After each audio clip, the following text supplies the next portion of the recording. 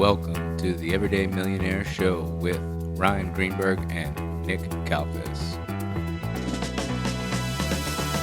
All right, guys, welcome back to another episode of the Everyday Millionaire Show. We're here with Brad Barrett. How you doing, Brad? I'm good. Thanks, guys, for having me on. Yeah, absolutely. Thanks for coming on. Short notice, too. I think we got in touch with, or your booking agent got in touch with us like last week or 2 weeks ago. Yeah, like, we have an opening this week.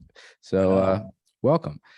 So tell us a little bit about yourself. Where'd you start? Where'd you grow up? Formal education, don't go too deep, but, just a background. Who is Brad Barrett? Sure.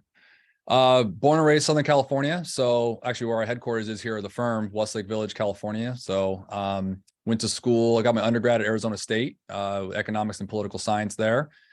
Kind of born and raised there. I lived on the west side in Santa Monica for a little while. I met my wife there, and it's kind of a fortuitous event that we were able to move the home office back to my hometown. So that was kind of cool. Nice. Yeah. So when did that start? When did your called One Capital Management? When did that start? So One Capital Management has been formed since 2001. I joined in 2011. So our firm was founded by my four partners, Pat Bowen, Steve Cowley, Don McDonald, and Dan Stridsberg. In terms of just a good old private wealth advisory practice, focusing with clients with all different niches, all different backgrounds. I actually started in this industry, in the financial services industry, when I was 16, believe it or not.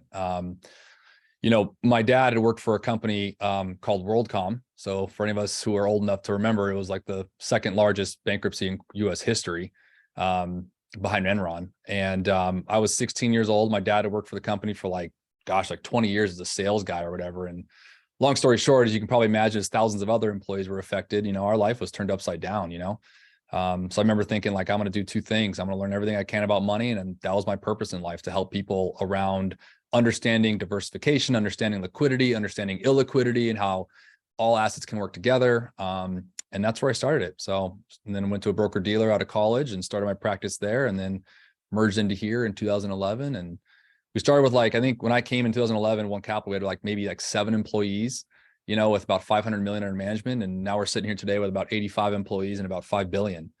So it's been a really, as all companies, as you guys well know, and many out there who are watching and listening, it's a learning process, and it's a growing pains, but it's been nothing but joy. And the partners and I, we're all still very strong. The core ethos of the firm since inception is still here, and we're still thriving. So it's been a blessing. Nice. What do your employees, you have 80 something employees, what do they do on a day-to-day basis? Like, if your money's all invested, what does their day-to-day look like? Well, at a firm of our size, we have different segments of the business, right? So when you get to a certain scale, you have to need certain things. Like now we need HR, now we need technology. So there's definitely operational functions within our employees that way. We also have offices. So now we have offices, our main office is here in Westlake, which is just north of LA. We have an office in Newport Beach, San Francisco, Santa Barbara, and then Kansas City. So each of those offices has advisory. That's a large part of the staff. They also have client service associates. Portfolio management team is all in-house here. And then we have, like I mentioned, operations and admin. So everything from project managers, director of HRs, technology. We own our own technology. We have a whole technology team here, which is unique for a firm like ours. But so that's kind of what's comprised of the 85. Nice. And how are you bringing on most of your clients? Are they just, word of mouth? They're like, oh, this guy's good. He's got good returns. Do you advertise what your returns are for your clients? How does that work?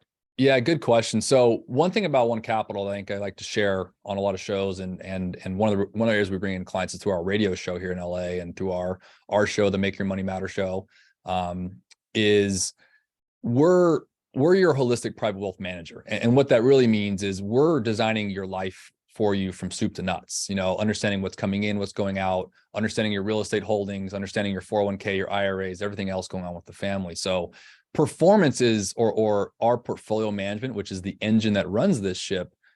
Look, man, it's a large part of it, but we definitely don't kind of market that or share that, because I've always shared in this business, look, you're only as good as yesterday's numbers. So the reality is, it's like, you can market all you want, but like the disclaimer always says, future performance or past performance doesn't reflect future gains, right? So our focus is on relationships, There's 3 pillars to us in wealth management. It's relationships, investment management, and advanced planning. So we focus on that. Now, one of those legs of that stool obviously is investment management, which obviously comprises of seeking alpha and finding that rate of return. But we backstop that off of making sure the client is aware, and we are aware as their advisors, of what they need to be returning before we just go and put them in some, model that we will build for them. And that's, sadly, most of this industry does that. They're like, oh, okay, you're 45 years old or you're 60 years old, so you should be in this realm, and we're just going to, put you in some, holdings that are allocated that way, and, off you go. And that's just not how we've been structured. So it's been successful in that regard. What does your ideal client look like? Yeah, that's a good question. I was That's a great- kind of going off that, like, is there a minimum? Like, if I had $100, is it worth you managing my money? Like, what does that look Probably like? not. Yeah. Great. Yeah. Great question. That's probably, guys, the question I get asked the most on different platforms, even just at a, at a Starbucks or something. Right. My answer has always been this. There isn't a minimum in the sense of a dollar amount, but there is a minimum requirement in the sense of the intent, and like, if you're committed to, really understanding your planning, what's coming in, what's going out, how to invest, how to grow your wealth, then we're the right place for you. And I think there's a fine line there that needs to be kind of sought after. And so I would just say simply, someone has $100, I'm not entirely sure that they're at the realm yet where their building wealth comes into play, where they should hire someone. So there's kind of like, it's more of an art than a science on that answer. Trust me, I wish I could find a shorter answer for that question, because I get asked it all the time, but it's more the intent than the dollar amount. I think our average client size, if you look at the firm broad base, is right around $1 million. So we have that core millionaire function. We have different business segments within our firm that are really niche plays that would definitely, if you took those and siloed those out, the net worth of those client base is much higher. So we have a family office group that deals with basically, big players, $50, $100 million kind of families. We have a sports and entertainment group that really only details with athletes and entertainers that obviously have different higher levels of salary for certain time periods of their life. So it's also niched out a little bit in that regard. So anyways, great question. I get it asked all the time. Not necessarily a dollar amount, more the intent and kind of where they're going with their money and what that looks like for them. Yeah. So do you get paid on like a percentage of whatever you're managing for them, or do you get paid on a percentage of whatever you make them? Yeah, great question. So no, the second part of that question is typically more what you would see in the hedge fund world, kind of that they call it the high water marks, for example, of, they'll charge a certain asset management fee, and then they'll also, take a certain spread of what they make you. We're your good old investment advisory firm. So we're going to charge an assets under management fee of all the assets we're managing. And that's not a performance-based fee at all. So we get paid to manage assets. And with it's a percentage though, right? It's a percentage based. Is it a percentage based? Yep. Okay. Yeah. So we don't do we don't, we're not, a percentage fee, then also $500 a quarter for financial planning costs. It's all in with that. And I always share with people on platforms, when it comes to fees for advisors in this business, like, there's always, if you Google this, right, guys, you've probably done this even with that question, like the whole notion of this 1%, for example, right? It's like this race to the bottom. And the reality is, I want to share with everybody, it's like, there's 2 fees that you care about as a client, or anyone would, if you're looking to hire an advisor. One is the actual advisory cost, like the person, like the actual fiduciary, which we are, a fiduciary advisor, and what they can do for you. That's one part of the fee. The other part is the actual, what we call running the money. It's the actual money management cost, and I'll be honest with you. I look at this all the time, and I see people out there saying, oh, my advisor charge me 1% or whatever it is. Like, that's just their fee. Typically the fee to actually run the money, that's okay, I'm going to go invest with John Smith. And that advisor says, okay, thanks, Mr. and Mrs. John and Jane. And he puts it with another Fidelity or Charles Schwab or some other, custodian that has their own internal, what they call expense ratios inside the funds. That's a cost to the client. And so that's one thing that, it's an interesting adaptation to what people read and kind of understand about our business versus actually looking under the hood and realizing what they're actually paying for. And I think, if anything, you get what you pay for in a lot of aspects. If you're going to go, if everyone's going to race to a bottom, you got to really look at the salt of that advisor and see, are they really worth even the lower fee in that regard? Yeah. So are you basically telling these clients what they should be investing in? Or are you taking the money and putting it and allocating it yourself into different funds and whatever else?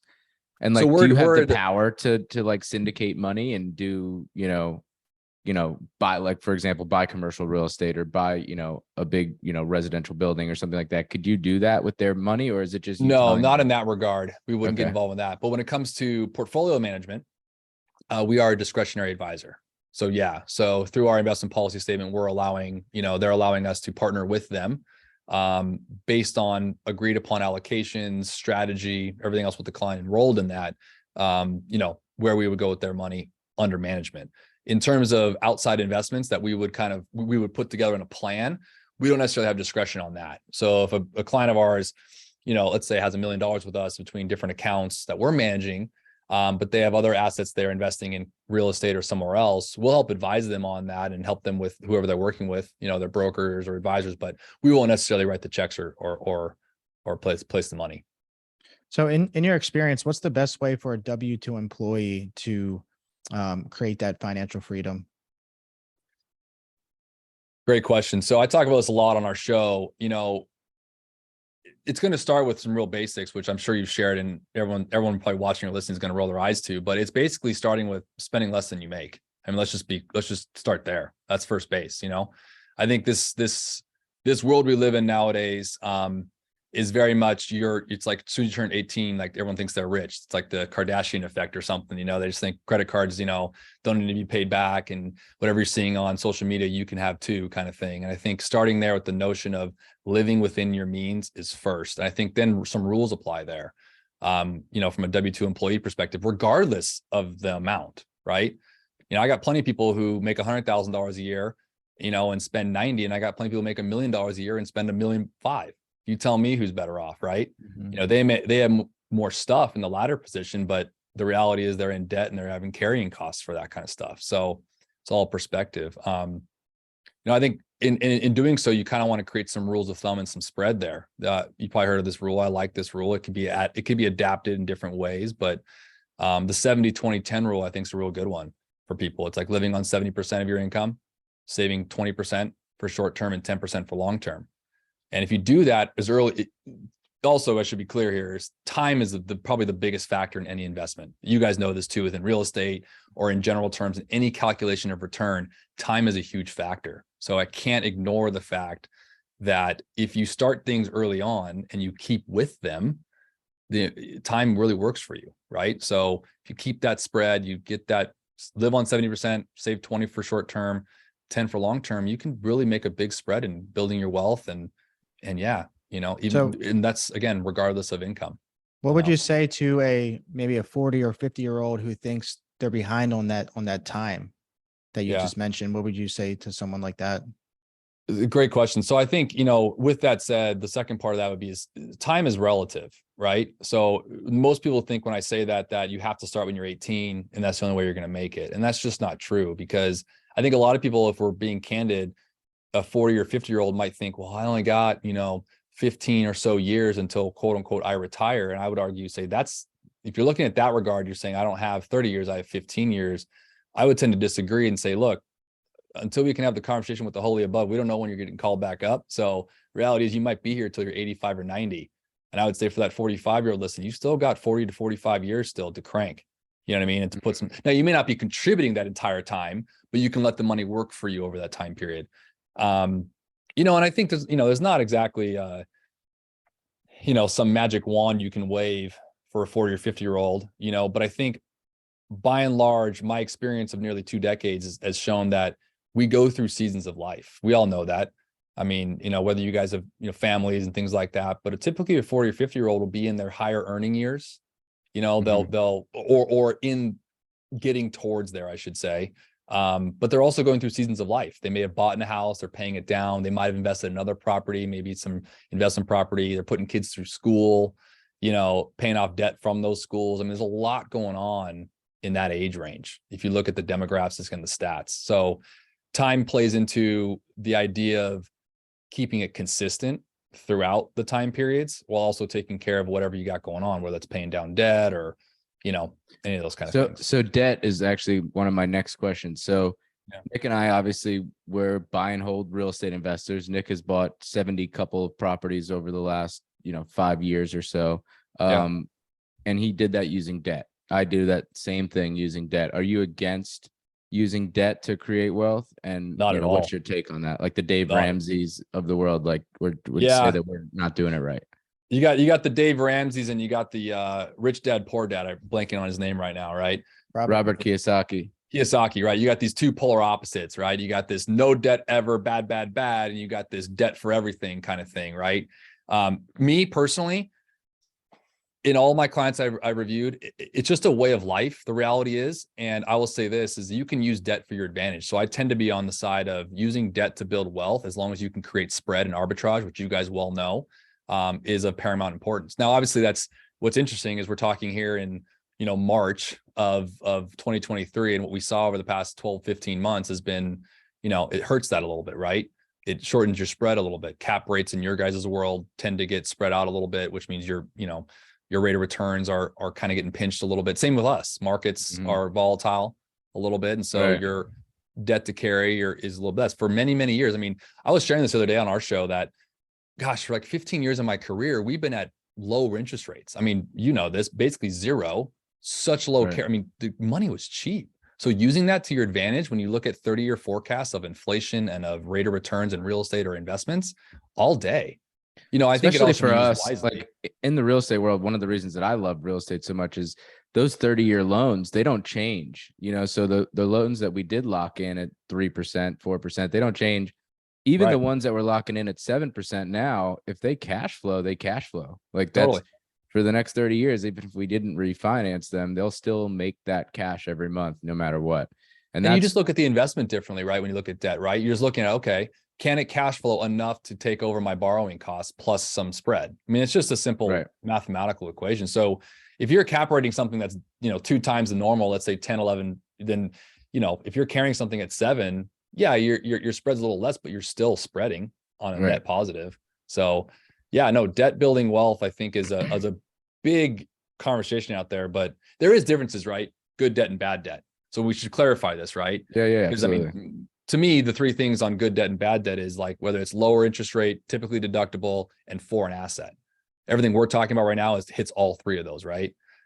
Bad debt, if you want to call it that, is basically the inverse of those, right? So it's typically higher carrying costs, not really secured, more considered unsecured, and it's not backed by an asset or investing in an asset. I mean, the best example of that is a credit card. So when we talk about certain things, you got to be careful when we just blanket debt, because I mean, or a car would be bad, that's a depreciating asset, It is, yeah. Car, credit card. Something. Yep, totally. I mean, you look at, real estate's one of the best examples of good debt, mortgages, and that's by far. I mean, the other one I loop in there, especially with the notion nowadays, is student loans, because it's typically lower. It's a little bit higher than, mortgage rates, but it's lower. It's, typically, depending on your income, deductible, but it's also foreign asset. The asset's just you're investing in yourself, right? So I think it's a great question. When we talk about debt, it's just clarifying the two. And then if you find the good debt environments and you can use that to your advantage all day. So now student loans is an interesting one for me, because I just feel like right now that investment doesn't always make sense, right? Because people are graduating with a massive amount of debt and they don't really have an asset because they're just getting these, regular degrees, and those degrees aren't really paying all that much money. Like to be a teacher right now it's a negative return. I mean, my wife's a teacher. I was a teacher for almost 10 years. And if I had to pay to go to school and wanted to go to somewhere that was a decent school, and then get out of school and then still have to pursue my master's and all this other stuff, it's a negative, return. Yeah. That's that one's getting harder and harder. I think a lot of us, especially in our age range right now, we were kind of still in that same environment with our parents where school was good. And, and I'm not saying it's not, I'm just saying like it has to be looked at differently nowadays for this. We're in a new world, a little bit. It's just the reality, I think sometimes you can also, it depends on the education as well, right? I think education is somewhat unquantifiable because it depends on what you're studying, what you're trying to do with it. If the cost, if you will, or the debt you're incurring for it, it is something that it's more of a passion for you, no matter what the price is, then it's kind of hard to put a price tag on it, whether or not you're going to go make a $60,000 a year job and you'll never be able to pay that off. Don't get me wrong. It's still of concern. I'm just saying it's also kind of the way you look at it and what the person's doing it for. you know? Right. Yeah, no, absolutely. And my wife and I talk about, she's like, oh, well, cause I'm like, I went to college, obviously I had a great time, Yeah. whatever, but and she's like, are you against college? Will you want the kids to go to college? Well, of course, if we pay for it, sure. But if they have to pay for it, then it doesn't, it's a bad investment almost. Yeah. Good. So you're right. So I think there's two sides to that, right? It's the college itself or the education that our kids are going to be getting versus how it's being paid for. Right. And I agree with you. I mean, I talk to, clients all the time about when they have, especially our younger clients who are starting they're having kids and those kind of things, is if that's of note for you within the family structure, then yeah, I'd like to start putting away now. So we're not taking on debt to do it, Right. totally. I mean, Yeah. but again, what happens, and you guys know this, I mean, if you're your parent, Ryan, like you look at it, like you go through seasons of life too, right? Have one career, you start another business, you're investing in that business, right? The kids are getting older. They're going from, childcare to actual child education and then sports and other things they're doing. So you just go through all these like outflow, your budget, if you will, changes all the time. And so I think I don't have kids. Nick has a young girl, but okay. what's the best way? So that just like kind of gets my gears rolling a little bit. Like, what's the best way to start saving for your kids' Buy a piece of real college? estate. So we have, Sorry? so we have a strategy, like, one of my properties will get, assigned to our first kid, and that's going to be their college fund, right? Yeah. We'll buy another property for our first kid, whatever. That's our kind of strategy. What is the best way, that you tell your clients to start saving for their kids' education?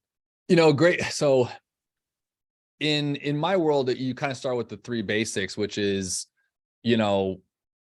education savings account, 529s, and what they call UGMA and UTMA accounts, are basically custodial accounts. Like that's kind of the three banger approach of just liquid investing or liquid putting aside money for said time period, right? And you can write education forecasts on that. We can do all those numbers. There's also things that you can use with insurance world as well for buying insurance policies for the kids, or building up cash value insurance policy for anyone who has a permanent policy and using that. Then there's obviously equity in homes at low interest rates to do it. And then there's what you guys said. So, I mean, again, in our world, I think a lot of times people like to pigeonhole, not you guys are doing this, but in general, they're like, okay, you stay in this world and then, we'll take care of this side. And the reality is there's a lot of ways to skin that cat. And so there's no right or wrong. I think I think that's killer, especially Ryan, for you, if you have, I don't know how old your daughter is, but like, yeah, Nick's daughter is, she's almost 2.5. okay. Yeah. So, I mean, you got, let's say until she's 18, right? You got, let's call it 15 and a half years, 16 years till the start of college, right? So that's a great time period for a long-term investment approach, right? And I don't know if you bought the property right when she was born or if you had it before, it doesn't really matter. I think the idea is great. It's just kind of in the world I talk about when it comes to real estate in our world is really the difference between liquidity and illiquidity, right? Neither one is bad nor good. It's just how do you use those things? Like I always joke with clients, right? Like you can have as much real estate as you want. It's a great investment. I will back that 100%. But at some point, you're going to want to use it. So it needs the cash flow. You know what I mean? Mm-hmm. Like you can't just go on there and say, knock on the door and be like, hey, house, I need money today for groceries or whatever it is, So you have to have that kind of liquid balance. And so we would, in a conversation with even education, you want to kind of segment that out and say, okay, what are we going to do with said asset? We're going to have to liquidate it at some point to pay for the college, right? Or use the cash flow from it if we're cash flowing it to pay for it. But any investment that has that kind of component to it is a great vehicle for any kind of planning, whether it's education planning, estate planning. I mean, there's a whole bunch of things you can do with it.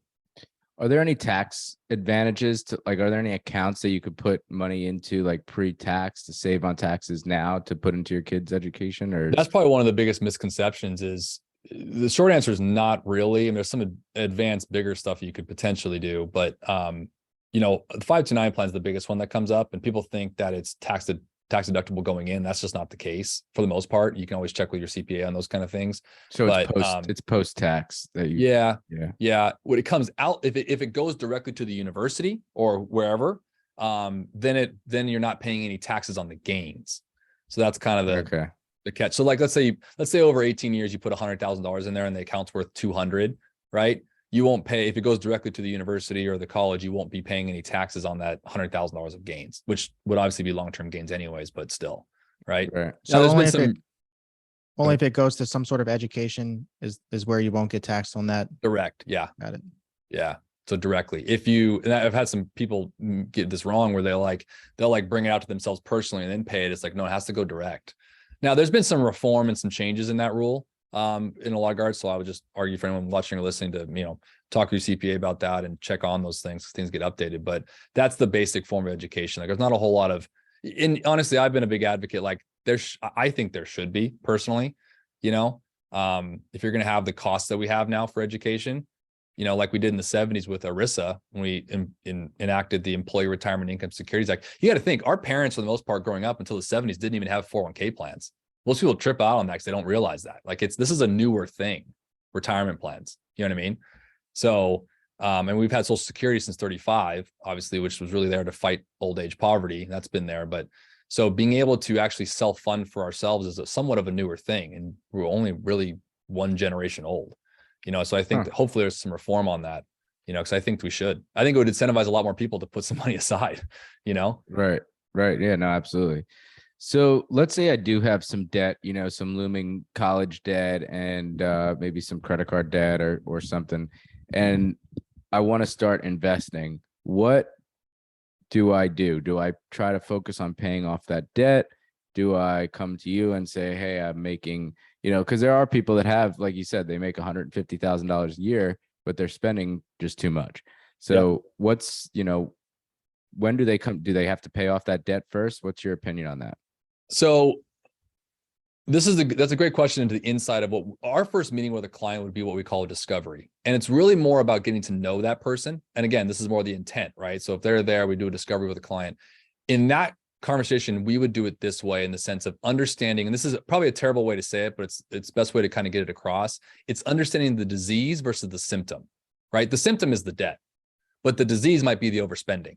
See what I'm saying? Mm-hmm. So I can talk all day long about the numerical data and as to why to pay off the debt, or, how to do it, those kind of things. But if I haven't, got to the root cause of it, it's going to happen again. So it really starts with the behavioral DNA of the person first, and really kind of, having a come to Jesus moment a little bit with them, being like, hey, look, we got to sit down here and be like, where are we overspending and what is it the cause of? Because it's not always frivolous, right? Some of it's need, some of it's just medical. It could be any different thing, as we all know, right? Life is life. So it's understanding how it started. And then from there, if we can fix the root of it and kind of dial in there, discipline with it, then the next step would be, I would say we need to pay that down first before we start investing. And that's a big notion out there right now. People say, well, because it's like, I don't know if you guys are golfers. I'm not a huge one, but like, it's like, heading in, it's like driving on a par 4 into the wind. If you have no wind, you can use a different club, right? If you have wind, you're just, no matter what you do, no matter how much you strike it, it's going to be held back. And that's kind of the same thing with investing, versus investing while you have debt. It's kind of like your net worth is kind of carrying that headwind, if you will. So, and then typically you look at arbitrage, right? Typical debt for a client household, you look at the stats nowadays, it's pretty crazy. The average household debt is like 17-18%. I mean, this isn't debt that you and I may have in a real estate. This is unsecured credit card debt we're talking about, right? So You and I both know there's definitely investments out there, but you have to look at kind of a pragmatic approach of saying, unless you can go and earn 20% every year, which is really, look, I'm not saying it's not out there, but you have to be really cautious about those kind of things if they are. Then you got to start paying that off first, because no matter how much of a rate of return you're going to make in the investing world, you're still going to be drawing down on, the interest you're carrying on the debt. But it starts with, I think, the root problem of the overspending, if there is one. So are you saying 17 to 18% of someone's net worth is what you're seeing people in debt? No, I'm saying the average interest rate a household carries in average interest rate on debt is around, I think it's actually higher. So that has to be credit card. What else? Oh yeah, the majority of it's credit card. It's unsecured. Yeah. I think NerdWallet comes out with a good report every year, and I might be outdated on my stats, but it's pretty cool. It's a little sad and a little bit astonishing if you think about it.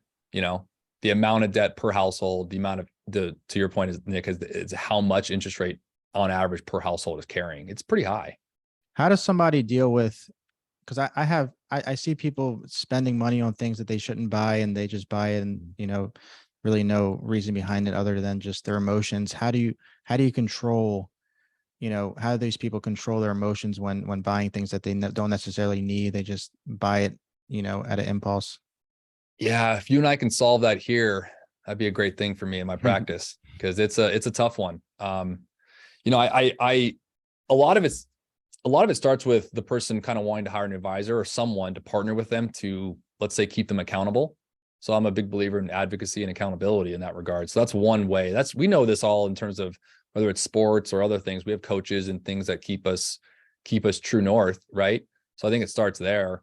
Some of it's just, you got to really do some soul searching with the client and say, and help them. It's almost like a financial therapy session to kind of walk through, like, what's your desire? What's your core need? What void is that filling for you? You know what I mean? Like, it becomes a little bit more behavioral and talking about what I typically go into with clients is behavioral DNA. I mean, I've always shared this. There's really two types, right? There's kind of the God-given, like no different than you and I have a color of our eyes and who we are. Like, that's always a natural thing. Then there's like the circumstantial, like what we've lived through. And I've met with countless clients over the years that say, well, my dad worked all the time and then, just lost everything through bankruptcy or lost everything through a sickness a year into retirement. So I'm going to live for now. Right. So you get that kind of environment. You get those you get clients, parents who live till 105 and they're worried about running out of money. So they literally pinch every penny, and you got everyone in between. And so it's hard because it becomes really understanding who they are behaviorally. And I asked them a lot of questions. So our discovery process is largely, a lot of my clients always share, like, that was probably the most in-depth, not just in finances, but just about who they are. To your question, Rick, which is a good one. It's like, there's some things that we'll shed some lights on that will help them ask themselves, like, why am I spending this? Like, what is it about it? I've had a couple of clients that I'm, close with, that I've known, that I just said, hey, turn your social media off. I mean, you're getting marketed to left and right. You don't even realize it. It's like subliminal. You know what I mean? Yeah. It happens. You guys know this. We all know this. It's everywhere, and they're getting so good. Like, the other day, my wife and I were talking about, like, we were with some friends, and we had the chicken noodles, those ramen noodle things you used to get in college or whatever. And I hadn't had those since college, and I ate them. I was like, man, this was so good. No joke. The next day on her social media thing was like protein noodles or whatever. I'm like, dude, they're listening. It's wild. Yeah.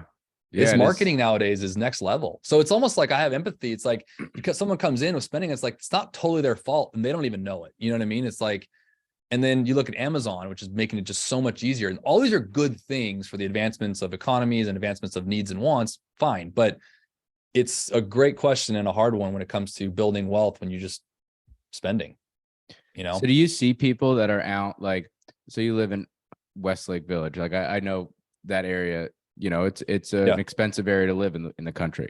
Yeah. Do you see people, like clients of yours, that come in and they're like trying to invest, they're scraping by? Maybe you don't have, like, people that aren't scraping by, but yeah, you see them and you're like, hey, you may work remote, or even if you don't, like, why are you living here? Why do you choose to live in one of the most expensive places in the country to live?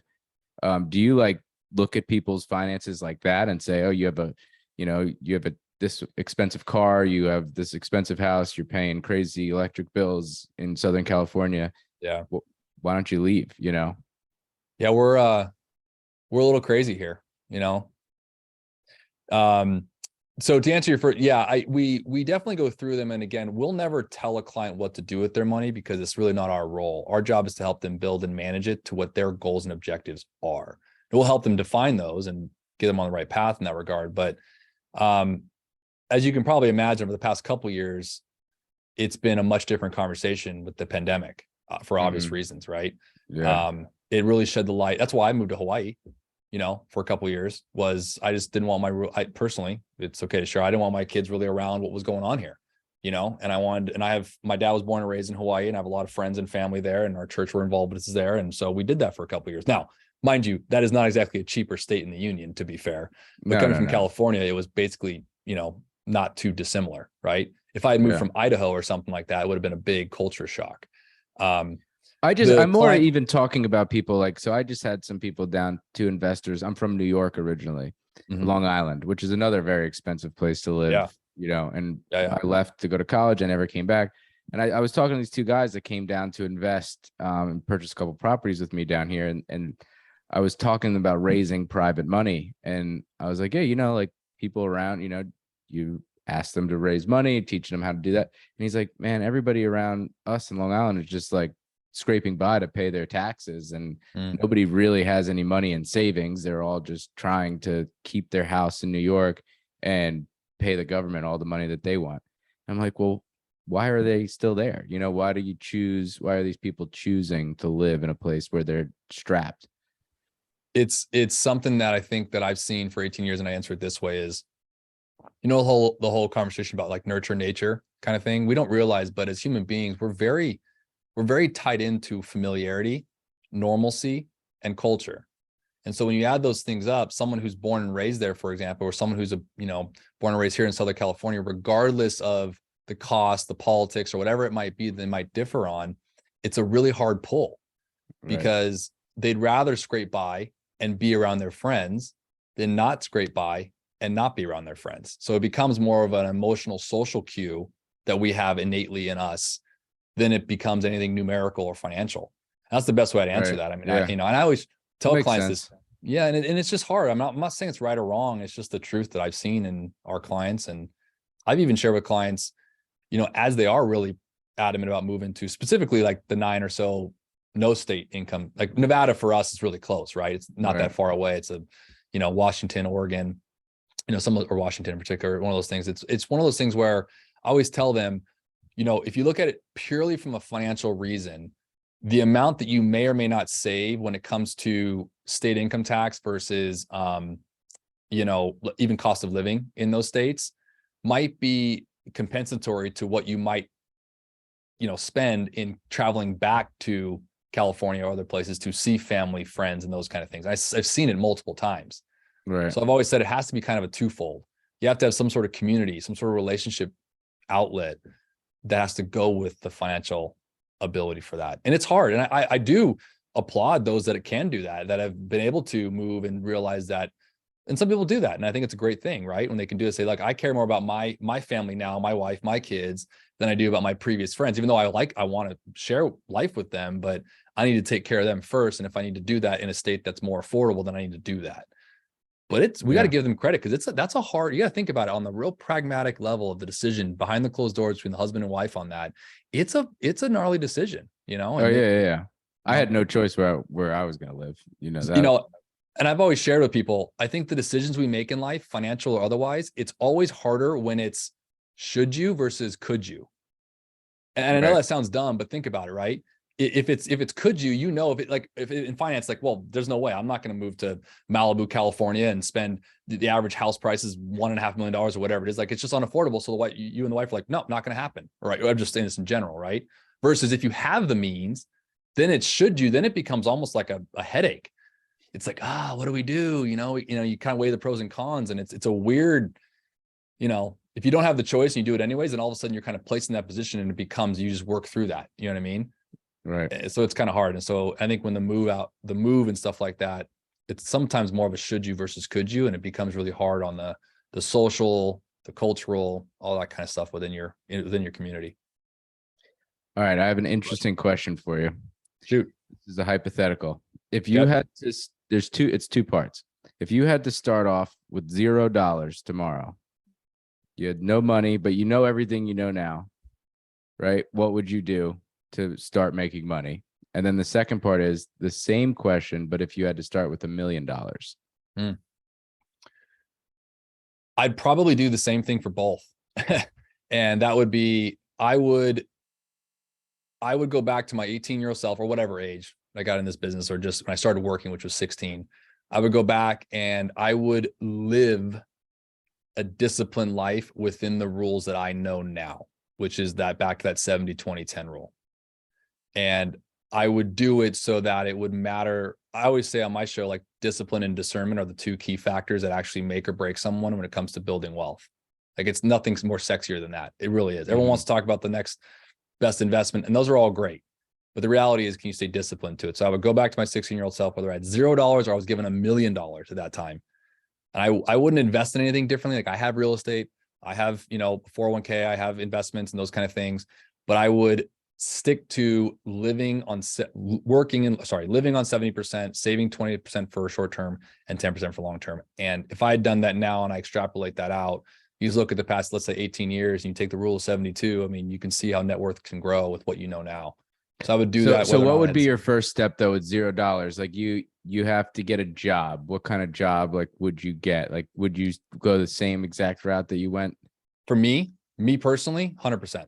I love what I do. I truly feel that what had happened to me in my personal life with, and my dad, I'm still very close with him. He lives now down the street and he's out. He's an incredible man. He made himself back from everything that went on because he had no control of that. It was just a corporate fraud situation. It was terrible. It was thousands of people.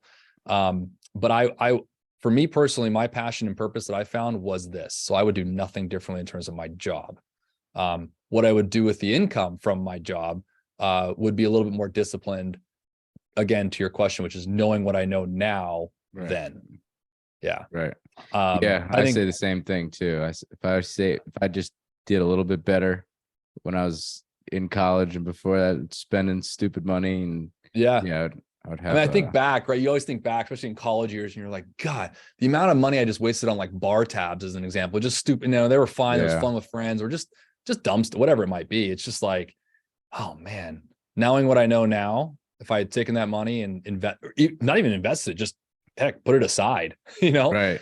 it would have been a big difference. So, and I would have done the same thing, whether it was $0 or $1 million. And I would be doing the same job. And I feel like I feel blessed to be able to say that, because I know a lot of people I talk to that that's another thing in life too, right? We get kind of focused on things and seasons of life happens. And now you're in a job that you may or may not like. And I think this world nowadays of passive income and especially real estate and how you guys are doing things, I think it's a great education for people to realize that you can have other things than just a 9 to 5, Yeah.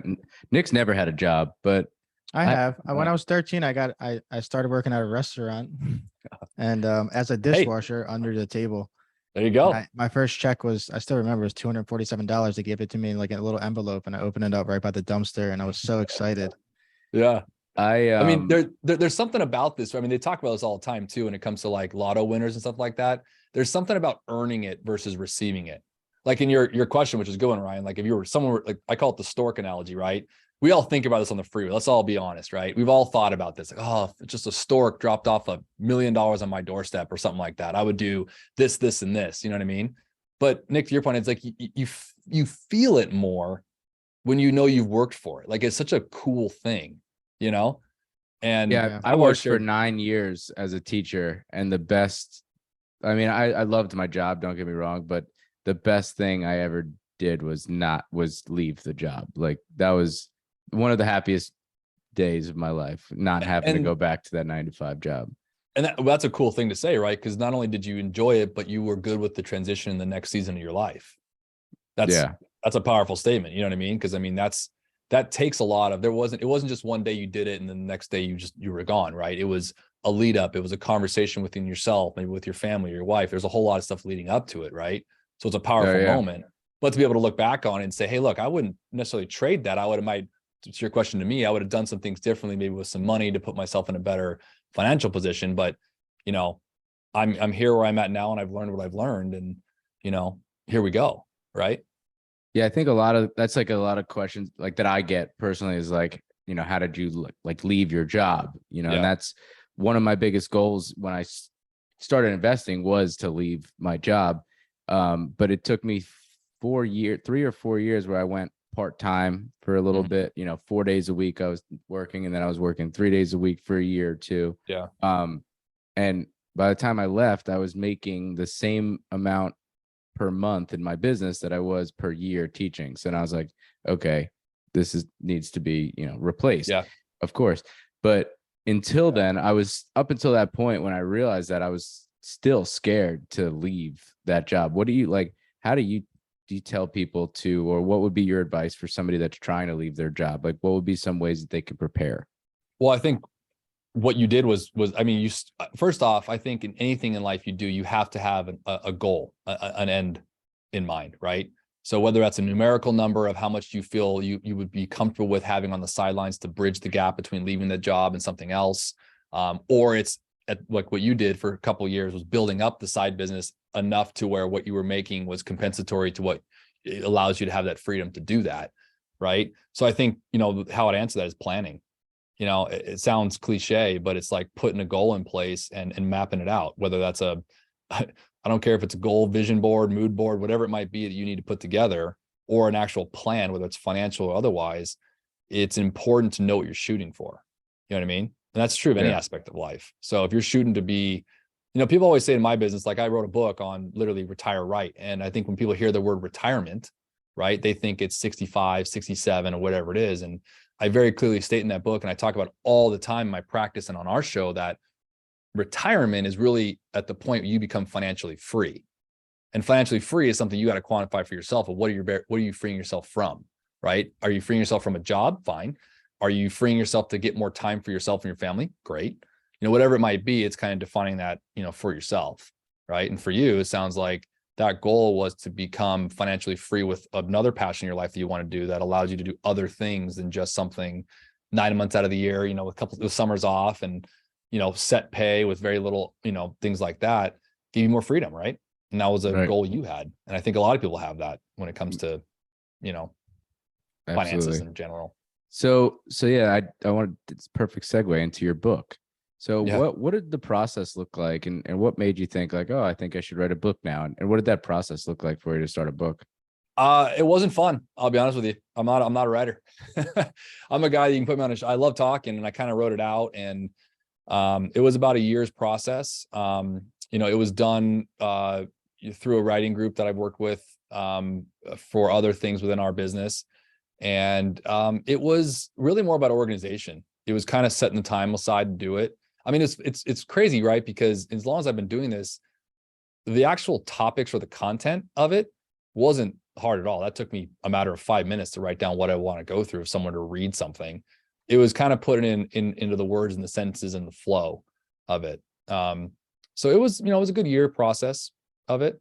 And I think mapping it out in terms of what I wanted to share in a book that covers, in my side of the business in general, from a holistic advisor, the whole thing, there's a lot in that picture. So boiling that down to the right subjects, the right topics was kind of hard.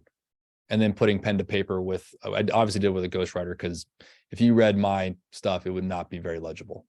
So, yeah. So what kind of investment is that? Like, financially, how much does it cost to write a book? Somewhere between, I mean, you could do it in different ways, but for us, somewhere between 5,000 and 10,000. Yeah, it's I thought it was going to be a lot more than that for some reason. No, I mean, again, I didn't do it in the way where you're writing my book, if you look at it, is very, very chapter specific. So it's not some lengthy novel. And I did that on purpose. That's one aspect. So depending on the length of your book and the different writing processes you're going to go through.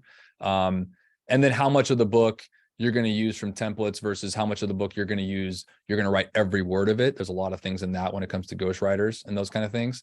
So yeah, it just varies, but you can get a book out there within the topic somewhere between $5,000 and $10,000 in the right places. So how much time did you have to spend? I know you said it took about a year, but like on average, how much time weekly were you spending on it?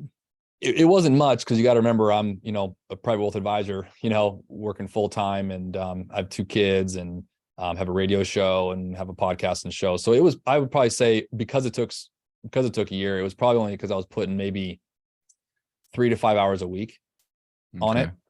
So it really wasn't a dramatic, and I knew that going into it when I kind of set my mind on it. And I had been thinking about this. For me, I don't know about most people's processes, but I had been thinking about this for a while. It wasn't something that, just came overnight and I decided to do it. It's been a couple of years in the process, and I had to find the right time and get my head in the right space to do it. And then know that I had to put some time aside, and it was going to be kind of a drawn out process. So that was my time commitment. It wasn't, everyone, I know some friends and some colleagues that have done it differently and cranked out a book in a couple months, and they've just, rearranged their calendar for it. But it just depends on where the timeline you want to put to it, I guess. So you mentioned the ghostwriter. Do they just edit your stuff, or do they also add to it? And if they do add to it, how do they get the information that you want to put into the book? Yeah. So, great question. Honestly, I was totally a rookie at it. I just kind of worked through a marketing agency that we've worked with for other things with our business that does our producing for our show and things like that. Our process was they had a template that we were able to use. So I wrote a few chapters that I wanted to write, and then I used some templates that I edited within their reason, within my words. Versus ghostwriter, you can lay down a format, and then you can hire someone that literally writes the topics that you approve, or you can actually put down. So there's anywhere in between. It just depends on the length of the book, the topic of the book, what your time investment would be, and then ultimately your reason for it, right? If it's to distribute it, and like mine wasn't to distribute it and sell it. That wasn't it wasn't a monetary thing for me. It was more to have something that I can approve and enjoy as handouts to clients who want to learn more about me or how I think, through our radio show and through dinner events that we do locally here. That was more of that. It was more of a handout than it was me selling it on Amazon or something like that. So my process was different than if you were to do it. I think it would be probably more of an investment and more of a time with the ghostwriter to make sure it's how you want it to be done if you were to put your name behind it and actually sell it. Well, I would just use ChatGPT to write it for me. I know, right? Now That's you crazy. almost can. It's a wild thing. I know this is a new thing out there in the media world now and doing that. It's yeah, that's gonna be interesting. I mean, AI in general is going to be an interesting thing across the board, but you know, it's still you know, it's funny. I was joking with some of my staff the other day. We were kind of talking through it, and you know, this thing out there right now is going to like replace things, or it's going to take away jobs and certain things. And look, technology in general has been doing that for a long time. You know, just look at the kiosks in the past couple of years. I mean, it's not like, I mean, try to Google our names on your BlackBerry, right? Ain't gonna happen. Yeah. I mean, even at airports now, there's barely anybody working at airports. I know. It's like technology advances whether we like it or not. But I think there's always going to be a human element to whatever we're doing, right? Talking to someone, an investor who's going to put money into a building or something you guys are doing, right? They're going to want to talk to someone and feel that they know the person they're investing with, right?